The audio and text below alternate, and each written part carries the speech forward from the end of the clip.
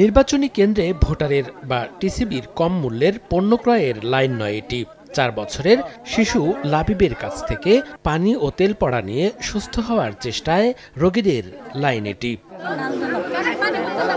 দর্জি ও কাপড় ব্যবসায়ী আব্দুল ওয়াহাবের শিশুপুত্র দিচ্ছেন পানি ও তেল পড়া, আর তাতেই সুস্থ হচ্ছেন ক্যান্সার থেকে শুরু করে যে কোনো রোগী, এমনটাই দাবি শিশু লাবিবের স্বজনদের।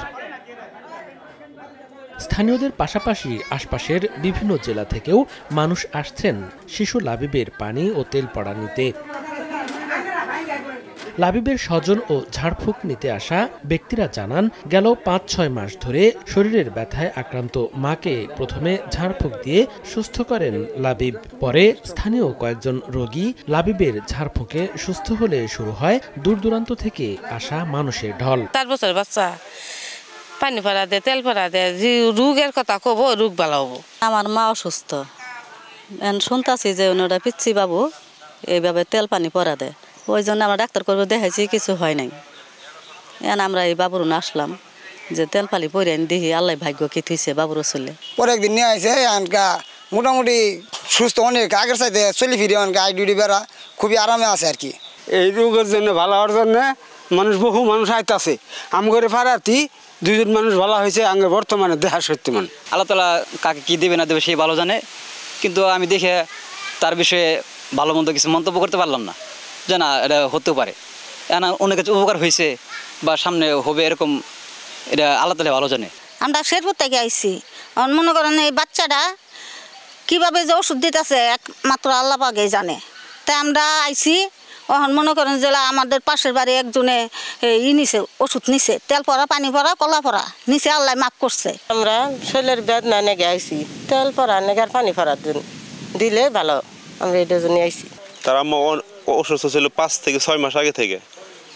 অনেক চিকিৎসা পাতি করা হয়েছে, কবিরাজ বাড়ি গেছি, ডাক্তার বাড়ি গেছি, ময়মনসিংহ হাসপাতাল পর্যন্ত যাওয়া হয়েছে। যে আবার গ্রামের ডাক্তার যে আছে এগুলো দেখানো হয়েছে, স্যালাইন ভরার জন্য আসছে, যে শুনছে যে তার মারে তেল দিয়ে পানি দিয়ে ঝাড়া দিছে। যে শোনার পরে সে বলতেছে, লাবিব তুমি বলে ডাক্তার হয়েছ, তাহলে আমার একটু ঝাড়া দাও। সে ডাক্তারেরও ঝাড়া দিছে, দেওয়ার পরে পরের দিন দেখা যায় সে বলছে যে আমার হাতেও ভালো হয়ে গেছে। আমরা তো এরকমভাবে বিশ্বাস করতে পারি না যে আসলে কি। আবার দেখা যায় তার দেখা দেখি আরেকজন বাড়ির লোক ছিল, পোলাপান ঠাট্টা করছে যে তুমি বলে করবে ঝাড়া দাও। সবাই হাসছে তার ঝাড়া দেখে, কিন্তু সে হাসে নাই কখনো। তার একটা বাক্য আল্লাহু আকবার বইলে এই তেলটা শরীরে মালিশ করবেন, আর পানি, এই পানিটা আল্লাহু আকবার বইলে খাবেন।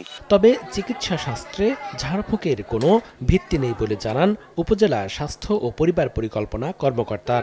শিশুটিকে হয়তো কেউ উৎসাহিত করে এমন কাজ করাচ্ছেন বলে মন্তব্য এই স্বাস্থ্য কর্মকর্তার। আমরা অবগত হয়েছি যে শ্রীবর্দী উপজেলার অধীন লঙ্গরপাড়া নামক একটি গ্রামে একটি শিশু উদ্ভব হয়েছে, যিনি রোগীদেরকে ঝাড়ফুঁকের মাধ্যমে চিকিৎসা করতেছেন। তো নিশ্চয় তাকে বড় পর্যায়ের কেউ তাকে গাইড করতেছে সেটা করার জন্য। তো এই বিষয়ে মেডিকেল সায়েন্সে আসলে এই ঝাড়ফুঁকের কোনো ভিত্তি নেই। আমরা এই বিষয়ে শ্রীবর্দী উপজেলা ইউনো মহোদয়ের সাথে কথা বলে প্রয়োজনীয় যে ব্যবস্থা গ্রহণ করা দরকার সেটা আমরা করব। প্রতিদিন ভোর 6টা থেকে সকাল 9টা এবং বিকেল 3:30 থেকে 6টা পর্যন্ত কয়েক হাজার মানুষকে বিনা পয়সায় ঝাড়ফুঁক দিয়ে থাকেন শেরপুরের শ্রীবর্দী উপজেলার ভাটি লঙ্গরপাড়া গ্রামের এই শিশু কবিরাজ। সময় সংবাদ, শেরপুর।